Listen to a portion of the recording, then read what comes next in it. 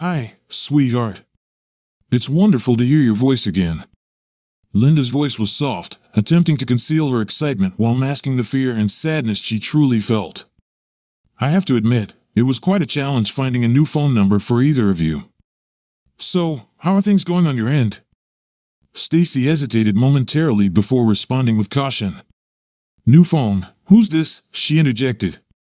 Stacy, for goodness sake, it's me, your mom. I apologize for not calling sooner, but I thought you'd recognize your mother's voice after all these years, Linda replied, her tone tinged with frustration. Stacy smiled faintly, immediately recognizing her mother's voice, but choosing to proceed carefully given the circumstances. Her cautiousness allowed her to address her mother's emotional absence without appearing rude. Oh, hi, Mom, she finally responded. You caught me off guard. I was just being careful. I didn't want to fall prey to some telephone stalker. Stacy paused, contemplating her mother's claim of loving and raising her for over 17 years. She maintained her composure but wasn't willing to let the remark go unchallenged. Mom, I don't think the past 3 years qualify as your care or affection. I was almost 14 when you left, and this is the first contact I've had from you in all that time. I'm 17 now, and I've been without your maternal love for a long time. Linda sighed heavily. I'm truly sorry, Stacy. Back then, everything was incredibly difficult, and I felt I had no choice but to leave. But let's not dwell on that. I called to check on you and maybe speak with your siblings if they're around. Now that things have settled, I intend to be more present for you. I hope we can reconnect, sweetheart, and that you can enjoy the benefits of having a wealthy mother. Frank and I are married now, and there's so much I can do for all of my children, you, Rachel, and Josh. Our life now is far better than it was with your father. Don't misunderstand, darling, your dad is a good man. But he couldn't provide the luxuries Frank does. He pampers me daily, and I adore it. Linda's voice brimmed with enthusiasm. Now I want to show you kids what life is really about, and make up for the hard years when we struggled because of your father's modest income. I hope this will ease the guilt I've felt about leaving so abruptly. By this point, Stacy could barely contain her anger. She deeply loved her father, Ed Mercer, and admired him for stepping up as a single parent when Linda left. Ed had to raise 2 daughters, one facing teenage challenges, the other just 10 years old, as well as their wild 20-year-old brother, Josh. Stacy also took immense pride in her father's ability to transform their lives after her mother's departure. Linda had emptied all the family's bank accounts when she left, plunging them into a financial crisis. At just 14, Stacy assumed the role of homemaker, helping her family survive during those tough times. But united, they endured the hardships, and her father made life better. Now, things were wonderful. It would have been easy for Stacy to blame her mother for their suffering. Her fiery temper, well known by all, was ready to strike. But instead, she felt a wave of calmness, realizing how to conduct herself in this conversation. If she confronted Linda now, her mother would likely hang up, and the chance of reconnecting might be lost forever. That wouldn't benefit anyone, and Stacy genuinely wanted to rebuild some kind of relationship with her mother. Embracing the calmness, Stacy decided to proceed wisely.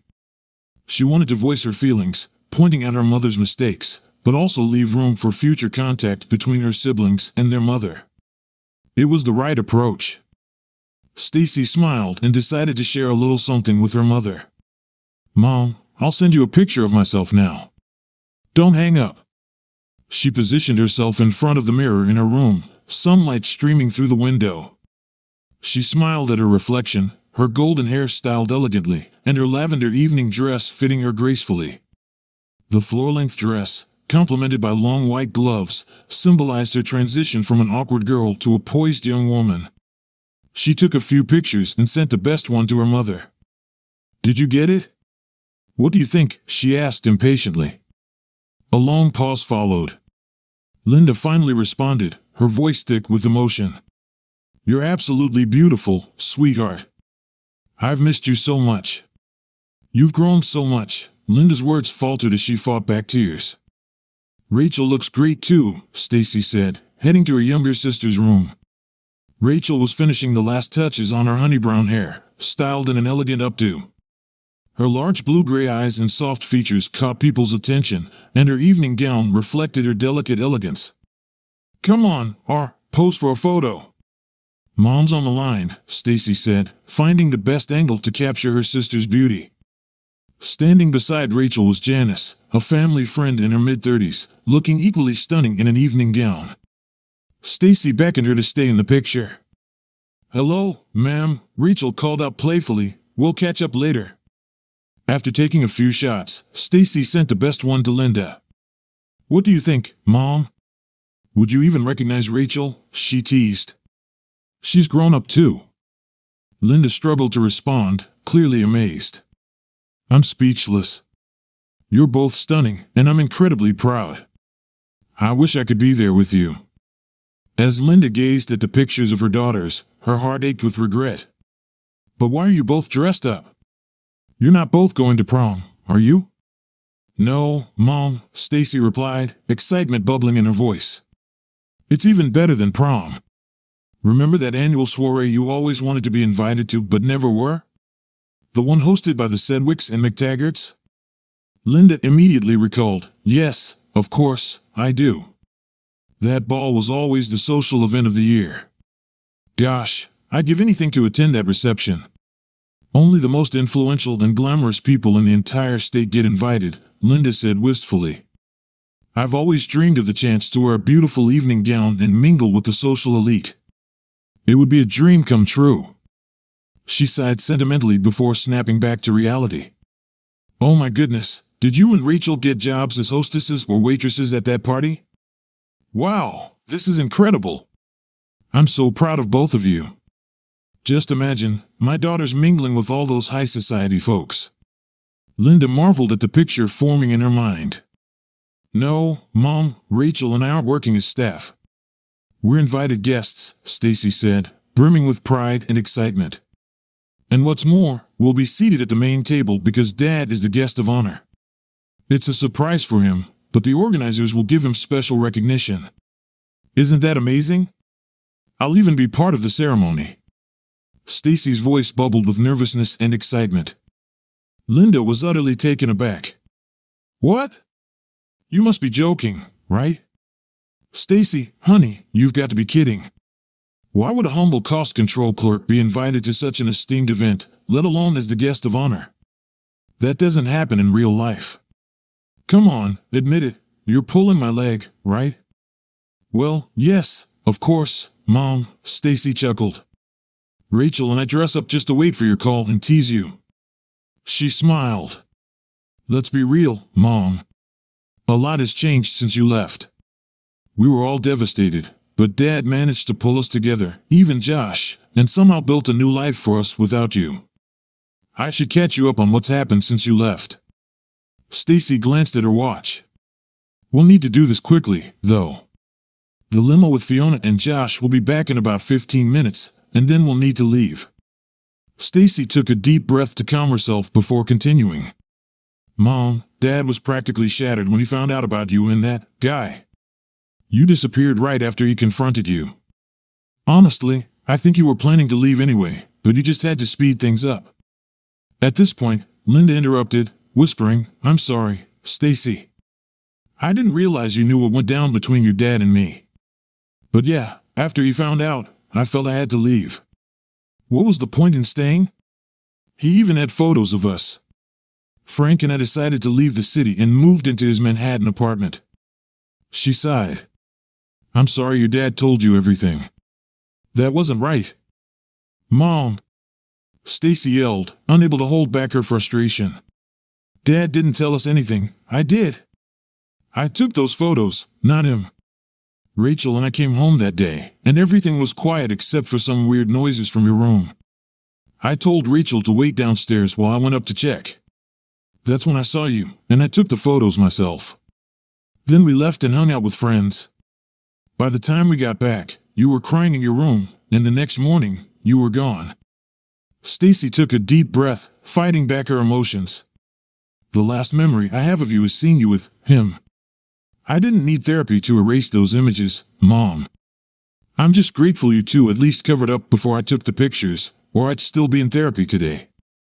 I can't believe you betrayed me like that, Stacy. Linda exclaimed, a mix of frustration and disbelief in her voice. Stacy tried to rein in her anger. Mom, now isn't the time to argue about who betrayed whom. Let's not trade barbs, because I have a lot more I could say. But this conversation isn't about that, it's about catching you up on the past 3 years. Linda could hear the maturity in her daughter's voice, and for the first time, she realized that rebuilding a relationship with her children would require taking responsibility for her actions. It wouldn't be easy, and it would take more than gifts or occasional visits to fix things. If she wanted a future with her kids, she would need to face the truth, listen to their feelings, and acknowledge the consequences of her choices. Stacy, you're right, Linda said softly, her voice filled with regret. One day, we'll need to sit down and talk everything through. But for now, let's focus on reconnecting. I'm trying to reach out, and that's a good first step, right? So, tell me how your lives have been since I left. Stacy couldn't wait to tell her mother. Mom, you wouldn't believe it. It's like something out of a novel or a fairy tale. After you left, Dad went through a rough patch. I used to have Rachel wait outside when we came home because I was scared of what I might find. Every phone call made me jump, thinking it was bad news. Josh was struggling, and I was trying to hold everything together. But then, one day, Dad started reading books on how to deal with grief and heartbreak. He poured his emotions into writing, and I think that really helped him. Stacy paused, then added with a smile, and, Mom, remember how overweight Dad was? Well, he started running every morning and using the treadmill. He even dusted off the weights. He really turned his life around. Linda listened, feeling the weight of Stacy's words. I guess you don't really want to hear all this about Dad, but it's important for you to understand how our lives changed. Oh, and by the way, Dad looks pretty good now. Even over the phone, it was clear Stacy was smiling. No, it's okay, honey, Linda said, her voice soft. I need to hear this. Thank you for taking care of me by telling me what's been going on. How are Rachel and Josh? Stacy continued. Rachel took your leaving really hard. She shut down for a long time, but she's almost back to her old self now, thanks to Janice. They've really become close. Linda looked at the photo of her daughters again, zooming in on the woman standing with them. Wait, who's Janice? Sorry, Mom, Stacy said. Janice is Dad's girlfriend. Isn't she gorgeous? She's a former swimsuit model and still does some modeling. She helped Rachel come out of her shell and is even supporting her modeling career. Stacy perked up, remembering something. Oh, Mom, you should pick up last month's Teen Fashion World magazine. Rachel's on the cover. She looks absolutely stunning and has become a really popular model. What? How? When did all this happen? First, your father hooks up with a girl half his age, and now she's pushing your little sister into modeling for sleazy photographers? If I knew what was going on with those provocative photos, I'd press charges against both your father and this Janice, or whatever her name is. Linda, enraged, almost choked on her indignation. Stacy waited for a moment to let the situation calm before responding softly to emphasize her point. Mom, Dad, and Janice are extremely careful. They handle all of Rachel's and my modeling work with great caution. One of them is always present at our shoots, and they make sure the photographer signs the strict contract with Dad. According to the terms, not a single photo can be taken without Dad's permission. Do you really think Dad would allow anything inappropriate? He won't even let Rachel wear a swimsuit for the shoots. And about Dad's girlfriend, as I mentioned, her name is Janice. She's 34, so there's only an 11-year age gap between her and Dad. It's a lot less of a difference compared to you and Frank. How old is Frank? 100? Stacy couldn't help but let out a little sarcasm. Anyway, I'm not sure if they'll ever get married, but from what I've seen, they're very compatible. Janice has been a great support to Dad, and he's genuinely happy. I've never seen him this content before. That's the situation, Mom. I'm being honest about what I see and feel. Frank is only 66, not as old as you seem to think, Linda interrupted, her displeasure evident. But I'm just unsure if modeling is the right path for Rachel. I think she'd benefit more from pursuing something meaningful." Stacy bit her tongue to keep from losing her temper. She turned away from her phone and took a deep breath, trying to regain her composure. After a moment, she returned to the call and continued, disregarding the interruption. "Rachel's modeling career has really helped her, Mom. She's much less shy now and exudes confidence that she never had before. She's finally discovered her true self, her capabilities, and what she's passionate about. Sometimes she even takes charge in the studio, suggesting creative poses for the shoots. Let's be real, Mom, Rachel was never a standout student and always saw herself as a failure, thinking her future held nothing good. But now she's on the path to becoming a top-tier fashion model before she's even finished high school, with a bank account that would make anyone proud." Stacy hesitated for a moment, then added, "And yes, I also model, but it's not my passion. Rachel and I do fashion shows together, but I'm mostly there to support her, complimenting her looks or showcasing different outfits. The best part is that Rachel and I have grown closer, helping each other and collaborating. Plus, I'm making good money, enough to save for college. Don't worry, Mom. I still enjoy school and maintain good grades. In fact, I'm taking extra classes to graduate early and head to college. I've got an A average, but I'm a bit worried about chemistry this year. It's a tough class, but I need to ace it for veterinary school." Stacy brightened up, even giggling a little. "Oh, Mom, you won't believe this. Rachel and I get to keep some of the outfits from our shows and shoots, so now I've got a really cool wardrobe. Can you imagine? I'm one of the most stylish girls in class now, not just some geek. The girls who used to think they were too cool are now asking me for fashion tips and even my autograph. It's funny, though a bit weird. Oh, and Mom, guys are starting to notice me too." Stacy giggled. Linda, who had always struggled to gain some kind of recognition in society, was deeply disturbed by this news. She had left her family to chase personal recognition, but it seemed her family had found success without her. What made it worse was that they had achieved such remarkable success seemingly effortlessly. Linda sighed heavily. "I'm glad everything's going well with you and Rachel. By the way, I'm hesitant to ask, but how's Josh? Is he okay?" Stacy took a deep breath, glancing at the clock, knowing that Josh and Fiona would arrive soon. She didn't want to rush through Josh's update, but she felt confident she could share it before they had to go. "Well, Mom, surprisingly, Josh has really turned things around. You know he was wild even before you left, and afterward, he partied and drank even more.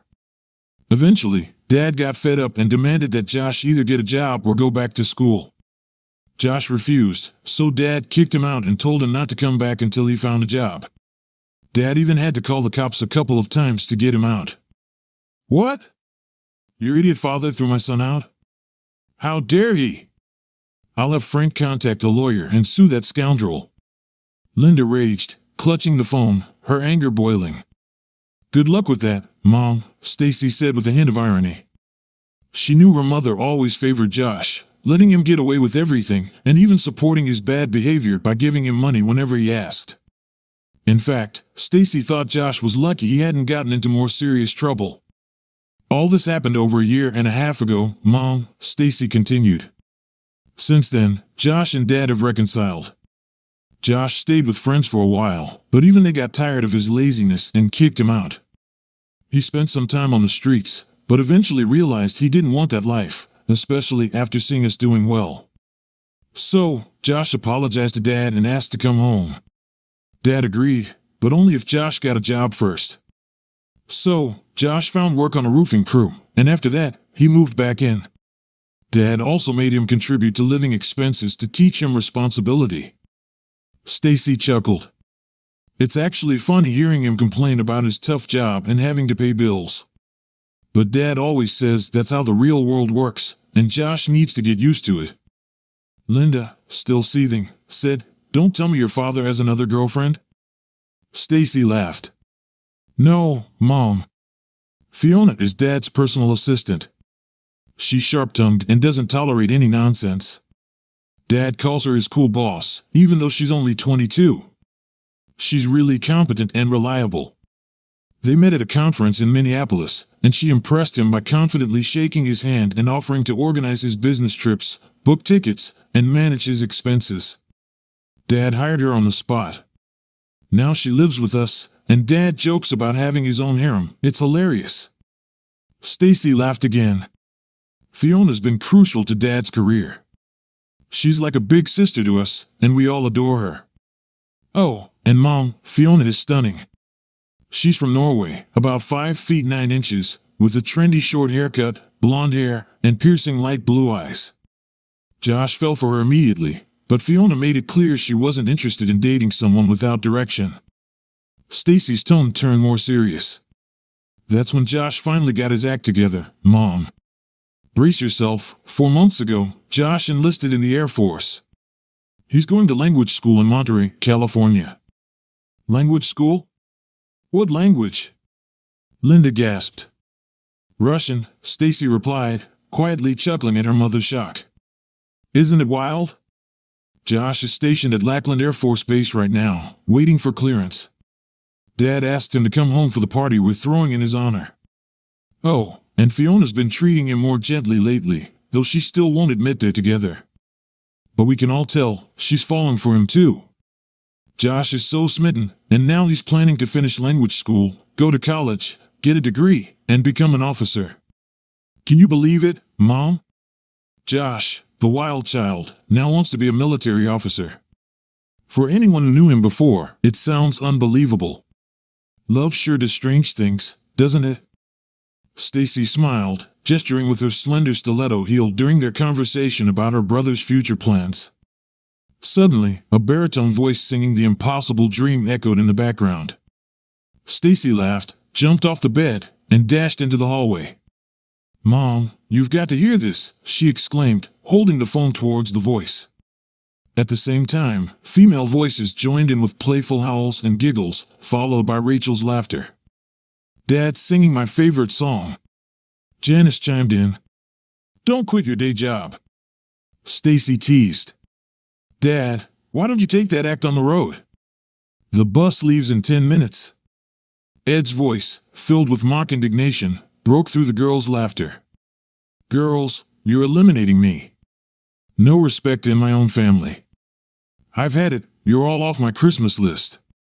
Another burst of laughter followed, along with a chorus of "We love you, Daddy," and reassurance from him, "All right, you're back on the list." Stacy, still giggling, returned to her conversation. Dad's a riot. He sings when he's happy or nervous, and we always egg him on. It's our little game with him. That's all Linda could manage, unable to say more. Subconsciously, she had hoped her family was still struggling without her, but seeing them thrive left her speechless and somewhat dazed. Stacy picked up the thread of the conversation. Dad doesn't know he's going to be the guest of honor tonight, but he's already a bit nervous. He and Jack McTaggart are going to play a couple of guitar duets with the band. You know how Dad is with his blues guitar, right? Since he and Jack became friends, they've been jamming almost every week, strumming their guitars and sharing a few beers. Mom, you've got to hear their jokes about becoming rock stars soon, huh? They're actually pretty good, but they jam just for fun. Tonight's their first public gig, and I bet it'll be a blast. Just imagine Dad in a tuxedo rocking out on stage. Stacy grinned, picturing the scene. Upon hearing this news, Linda was taken aback once more. Stacy, what are you saying? Your dad and Jack McTaggart are pals? Did I hear that right? John McTaggart? How? Why? Stacy smiled inwardly, sensing her mother's surprise. She knew Linda had always held the McTaggart family in high esteem for their wealth and influence, and she recalled her mother's dream of meeting them in person. Now, Stacy's dad and Jack McTaggart weren't just acquaintances, they were practically best buddies. Stacy appreciated the fact that Jack, the affluent and renowned head of the family, insisted that members of the Mercer family address him simply as Jack, rather than the formal Mr. McTaggart. He turned out to be a kind and down-to-earth person, and he played a pivotal role in Ed's early writing career. Yes, Mom, the same John, or Jack, as his close friends call him, Stacy confirmed. It all started when Dad wrote a couple of articles about surviving and rebuilding life after a traumatic event, like losing everything when your spouse cheats and leaves. A few small magazines bought his articles for publication, and Dad was over the moon. Then, I think Jack read one of the articles and reached out to Dad, asking him to give a motivational speech at a McTaggart Corporation employee meeting. Dad nearly had a heart attack when he got the offer, but he prepared a talk based on his articles and delivered it at the meeting. It was a hit, and Jack was impressed. Dad got lots of warm feedback and was even hired to speak at their annual shareholders meeting. After that, offers to speak at other events started pouring in, and everything just fell into place. Dad began writing more and more, his articles got published in bigger magazines, and eventually, he quit his job to focus full-time on writing and speaking engagements. Jack introduced him to important people, and their shared love for blues and rock guitar brought them even closer. Stacy paused, letting her mother digest the story. It was quite a turn of events. Your father is a writer now? Seriously? An author, a published writer? Linda struggled to grasp the idea of her once underachieving ex-husband finding success. She secretly hoped it didn't pay too well. In the background, the sounds of activity drifted up from the first floor. Guests had started to arrive, and there was the muffled chatter of conversation and laughter. A deep male voice stood out among the others, along with a softer female voice. Stacy watched as Janice left Rachel's room and headed downstairs, likely to greet the new arrivals as hostess. Suddenly, Stacy recalled a task she had forgotten. Mom, I've got to leave soon. Jack and Mona McTaggart are already here, along with photographers for the newspaper's gossip columns and the special photo album they produce every year. There's always a huge photo spread capturing the enchanted moments at their summer evening affair. Personally, I find it nauseatingly grandiose, but the sales raise significant funds for charity, so it serves a noble purpose. And we, the participants, get to bask in the warmth of all that goodwill, almost feeling like celestial beings. She snorted, her voice dripping with sarcasm. Despite her sarcasm, Stacy couldn't help but feel a sense of pride that her father's accomplishments had elevated their family to a level of social status deserving of respect, especially from her estranged mother. Linda quickly defended the high society tradition. Oh, Stacy, don't underestimate this. It's a great honor to be featured in that album. You and Rachel should be thrilled to be guests of honor at such a grand gathering. And since you'll be seated at the main table, your photos will grace nearly every page. I've secretly bought one of those albums every year, and this year I'll proudly show off pictures of Josh, you, and Rachel. I'll say, look at these special people, they're my children. I'm actually quite envious, but at the same time, I'm immensely proud. I'll definitely be ordering several copies as soon as they're available. Okay, Mom, Stacy replied absent-mindedly, then remembered something. Dad's supposed to attend a writing event in New York over Labor Day weekend, and Rachel, Janice, Fiona, and I are planning to join him. Maybe we could see you then? I'd really like that, and I'm sure I could convince Rachel to come too, though she's still angry with you for leaving. Maybe we'll bring Janice along so you can meet her. You'd probably also want to see Dad, just in case, she added, clarifying her point. Oh, sweetheart, that's a fantastic idea. Linda agreed. Let's consider the options. I really want to see you and Rachel. As for your dad and his girlfriend, well, I'm not sure it's such a good idea. There's been too much pain on both sides. However, I'd love for you to meet Frank. After all, he's your stepfather now, Linda said. Upon hearing that, Stacy made a gagging gesture, sticking her tongue out in mock disgust. Well, no, Mom.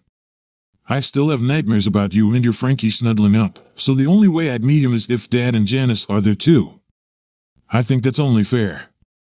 Linda wasn't pleased with her daughter's reaction, but tried to conceal her emotions to keep the conversation going. Okay, let's see how things unfold, Stacy. But let's not lose sight of our shared goal, to finally reunite. I can't wait to see and hug you and Rachel again, so let's focus on that, honey. By the way, Linda added, the New York Literary Guild is hosting a Meet the Authors event on Labor Day weekend, and Frank is using his influence to secure tickets for us to attend. I'll push him to get tickets for all of us, she assured, excited by the prestigious upcoming event. This gala is shaping up to be quite the affair. Can you imagine, Stacy? Many renowned writers will be there, some signing their books and engaging with readers. Maybe you'll even get a selfie with one of the famous authors. You should see how excited Frank is. Did you know David Voles himself promised to attend? Frank is so eager to meet him. He says David's debut novel is absolutely brilliant. Yes, Mom, I've heard of David Voles, Stacy responded, amused. Actually, I've met him several times. I agree, his work is thought-provoking. I read his book some time ago. Linda was caught off guard by Stacy's comment but chose not to react. No, to be honest, I haven't read it. It's not really my type of book, but Frank, oh, he's a big fan. Stacy chuckled, holding back a comment about the book likely lacking enough pictures for her mom's taste. Mom, do you have a hardcover or paperback copy of David's book handy? Linda glanced around, then walked into Frank's office. Yes, we have the hardcover here on Frank's desk. Why do you ask, dear? Look at the back and side of the dust jacket and tell me what you see, Stacy said. Linda opened the book and examined the jacket. There's a photo of the author. Oh my goodness, it's Ed. This is a photo of your father that I took 7 or 8 years ago. Oh Lord, how can this be? It can't be David Voles, it's your father, not David Voles. Please tell me this is some sort of mistake. Stacy doubled over with laughter, trying not to choke as the irony of the situation hit her. There's no mistake, Mom. Yes, and yes, David Voles is actually Edward J. Mercer. When Dad decided to pursue writing, he created a pseudonym and published his first novel under the name David Voles. It's pretty funny, right? Stacy could barely speak, tears of laughter in her eyes. Just think, your new husband's favorite author is actually your ex-husband. It's hilarious. I haven't laughed this hard in ages. They could make a movie out of this, it's too unbelievable. Linda sat there, devastated, and finally muttered, crap. Stacy, still chuckling, said, I have to go, Mom. I'll send you my email address, and we can plan for Labor Day weekend. I'm really glad you called, and I do want to see you again. I love you, Mom. This is just too funny. In a gloomy, almost inaudible voice, Linda replied, say hi to your brother and sister for me, and give them my number so they can call when they get a chance. I love you too, Stacy. Stacy turned off the phone and went downstairs, still giggling to herself about the unexpected turn of events. As she prepped in front of the large mirror, getting ready to take photos for the social onlookers, Stacy knew she'd have no problem smiling tonight. But only she would know the real reason for her excellent mood. Meanwhile, Linda sat in deep thought for a long time, staring blankly at the book in front of her. Slowly, the realization dawned on her, karma is truly a vengeful thing. She hadn't fully processed the conversation with Stacy when Frank practically skipped into the room. Linda, you won't believe what happened. Frank exclaimed. I just got a card from David Voles. I wrote to him, telling him how much I enjoyed his book and how much I'm looking forward to seeing him in September. He actually responded, and he wrote the message himself. Can you imagine? Wait, I'll read it to you now. Frank pulled out the card, grinning from ear to ear, and began to read aloud. Dear Frank, you have no idea how glad I am that you read and liked my first novel. Although you may not know it, you've had a very positive influence on my life and career. I can't thank you enough for that. I look forward to thanking you in person. Your support has lifted a huge weight off my shoulders and provided a much-needed spark for my personal growth as a writer. I am deeply indebted to you. Best wishes, David Voles. In his ecstatic joy, Frank babbled on, I must have met David once. His photo in the book looks familiar, but I can't remember where I've seen him. Now I can't wait to meet him in person, maybe we'll become friends. As Frank went on in his excitement, Linda's mood continued to spiral downward. His words sunk deeper into her mind, amplifying the irony of the situation. Finally, in a hoarse and exhausted voice, she muttered, Shut up, Frank. Just shut up.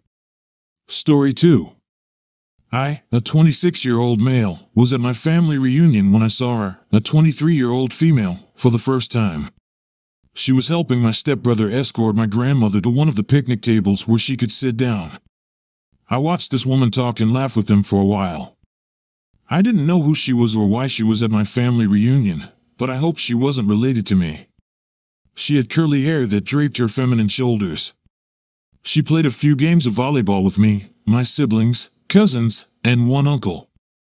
I introduced myself afterward, and she told me her name was Maureen. She worked as a nurse's aide for the elderly in the area, and my grandma was one of her clients. My grandma asked Maureen to change her schedule this week just so she could attend the reunion, and she did. This woman appeared to be so caring and genuine. She was active, smart, helpful, caring, beautiful, all the things I wanted in my future spouse. Maureen admitted she was eager to meet the rest of her family because she told her a lot about us. She smiled and tucked her hair behind her ear. That's when I asked her to dinner the following Thursday, and she happily accepted. During this time, I was attending the same tech school as my brother and cousin. My fiancé hung out with the three of us a lot. They teased me about us being inseparable, but I was so happy I didn't care. After dating for 2 years, I bought a ring and planned a surprise party to propose to her one random night. My grandma called her and asked her to come over because she was feeling sad and alone. Of course, she showed up, walked in, turned on the lights, and found my family mixed with some of hers standing around us. I was down on one knee proposing. She said yes, so we celebrated and started planning our happy-go-lucky Irish wedding. My fiancée put a lot of her own finances into the arrangements, which made me feel good. I felt like she was serious about me and our permanent future together. She continued working during this time, but it wasn't until about 5 months before the wedding that she started coming home late. When I asked her why, she blamed her old male client, calling him stubborn. One morning, I got to work and realized my phone hadn't been charging overnight for some reason. I didn't have a charger with me, so I just texted my soon-to-be wife to let her know my phone was going to die, but that she could contact me via email or by calling the office. My phone died before she replied, and I didn't hear from her at all, so I just worked through the day as normal. When I pulled up to the house, I saw my stepbrother's car. He was loading an 8-foot ladder into the back seat. He told me the ceiling fan fell down in our dining room today, so Maureen called to have him replace it. She was sweeping the kitchen when I walked in, and she was relieved to see me. She said it nearly hit her when it fell, and she was glad my brother knew how to install the new one, because it was way over her head. No pun intended. Life was pretty great, and all was well until the week before the wedding. My fiancée had told me she planned to take off work for 6 weeks, some paid vacation, some not, and her time off was to start on the Monday before the wedding. When that day came, her alarm went off at 6 a.m. She started getting ready for work, and I asked her why. She quickly and abruptly told me that she simply couldn't take off work from her elderly male client who couldn't function without her. Her boss had failed to find any employees willing to take that shift, so she couldn't, in good conscience, leave him alone. I was extremely upset, but I couldn't express it because her reasoning was so selfless. I accepted it, but I told her I hoped she wouldn't be home late. It was bad enough I was going to miss time with her. The wedding was on Saturday. She supposedly worked until Friday morning, the day before our wedding. On this day, she told me she didn't have to work, and she was going to have a bachelorette party. This was completely out of the blue. As far as I knew, she didn't have any friends that she saw in person. She was a responsible working lady who had been committed to me and living with me for almost 3 years. She never mentioned hanging out with a friend in all that time. We only ever did stuff together or with family. I asked her who was hosting it, and she said a girl's name. To my surprise, she was friends with this girl on social media. I asked her how long she'd been planning this, and she told me it was just that morning that her friend called her and suggested it, along with an apology for not thinking of it sooner. This was also strange. I asked for her friend's phone number or if I could see her phone, but my would-be wife refused. She said after all this time, I could trust her to be worthy of the wife title. She didn't look me in the eye when she said it. She was putting her phone in her purse and heading out the door, reassuring me that she wouldn't do anything to jeopardize our relationship, not after putting so much money into the wedding. I didn't like that was her reason for not doing anything stupid. She didn't say it was because she loved me, and I didn't hear from her for hours. I had a feeling that something terrible was happening, and I needed help to figure it out. I drove to my stepbrother's house. You can't imagine how sick I felt when I saw my wife's car parked next to his. All was quiet when I pulled up. The doors were locked, but the glass sliding door to the bedroom had gaps in the blinds. I could clearly see them having sex. I started pounding on the glass, yelling at them. They heard and saw me right away. My brother just kept cussing and trying to get his robe on. My not-so-trustworthy fiancée slid off the bed to hide behind it on the floor, taking the blanket with her. He finally let me in because he didn't feel like he had a choice. I punched him square on the jaw. He twisted and fell back, crashing on the end table. My fiancée called me crazy, saying I wouldn't get away with attacking him in his own home. I called her a few choice words and said if she was worth anything, she wouldn't be here doing this. She was nothing but a cheat who didn't deserve a husband. She had the nerve to say that she only started talking to my brother because I was boring. I quickly put up a wall within my mind. I didn't need to hear what this girl thought of me. The truth was that she started looking at him the same day she met me, and she was probably seeing him behind my back for at least several months. She was a dishonest waste of space and time who didn't know which man she wanted, so she was dumb enough to lie and sleep with both. Since before the ceiling fan incident, my stepbrother and I hadn't communicated. I was just busy with work and wedding planning and didn't think much of him. Little did I know that during that time, my fiancée was telling him that she was having doubts about the wedding and lied about moving back in with her parents. He told me this as soon as we made eye contact. I immediately yelled back, asking him why he didn't try to reach out to me and chose to start sleeping with my fiancée instead. He said he couldn't tell me how sorry he was, that he was careless. Before stepping outside, he screamed at my fiancée that she lied to him. She told me that he was the one lying and that he actually tried to seduce her on the night she called him about the ceiling fan. I realized at this point that the wedding we had planned for tomorrow wasn't happening. Our relationship was done, and I didn't have to listen to any of this. As I left, she called my name 9 times. I wondered if that was how many times she slept with him behind my back. I went home and added locks to the inside of the doors. I paid for this place, and I was relieved I didn't have to divorce her and fight for it in court. I put all her stuff outside the window and figured if she wanted it, she'd grab it before it rained. She showed up, shocked to find that she couldn't unlock the door with her key. She started kicking the door and actually broke the window before realizing her stuff was sitting outside already. I called the police, and she was charged with criminal mischief since she was seen on the security camera furiously throwing the porch chair into the window even before the dust settled. She tried convincing my stepbrother to let her move in. He refused. I knew she deeply regretted her life choices at this point. She had just spent at least $3,000 on wedding arrangements even though she wasn't fully committed to me. She left me 7 voicemails within 3 months, full of remorse and sniffles. I heard from my grandma that she was fired from her job, although I can only assume it was because of the criminal mischief charge. I know she cared about her job, and I can't imagine she'd be mentally okay after this. I don't know where she went, but I don't feel like I'll be running into her at the grocery store anytime soon. This story depicts complex relationships involving betrayal and deceit. It underscores the importance of trust and honesty in relationships, as well as the consequences that may arise when these principles are violated. The story also reflects the emotional pain and disappointment people face in such situations, and the need for self-forgiveness and recovery after such traumatic events. Story 3. My girlfriend and I were together for almost 6 years. I'm a 29-year-old male, and I met my girlfriend, a 31-year-old female, at Walmart. We were both single without kids, and the fast checkout. She was short $20 for her stuff because her debit card had a hold on her account. I overheard the situation, so I paid for it. She was so embarrassed and thankful to me. She asked me for my contact information so she could pay me back. When she texted me a few days later, she asked me how I could receive an electronic transfer. I told her I'd rather see her in person and treat her to her favorite beverage. It worked like a charm. We met at a bubble tea shop and talked for hours. Something about her made me feel like I could trust her and tell her my innermost thoughts. We bonded as if it was what nature intended. She helped me get through my father's untimely death and made sure I stayed in the present moment. I never knew how great it was to have a long-term romantic relationship before I met her. She was my first for a lot of things. She was a caseworker for a non-profit organization for battered women, and she was living with her mom, who was also hurt in the past. This might have played a part in her distrusting perspective that she had yet to show me. When I asked her to move in with me, she ghosted me for weeks. It was really shocking because we went from talking every day for a year and a half to nothing.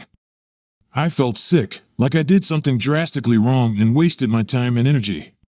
When she showed up, she brought me flowers and apologized. She said she was so scared to move in with a man because her career was filled with troubling relationship stories, women who had to get away from bad men. She became thankful that she never found herself in that situation, but now she was about to take a chance with me. I told her I got why she was worried, but we could take it one day at a time. Up till this point in our relationship, there was no reason for her to be afraid.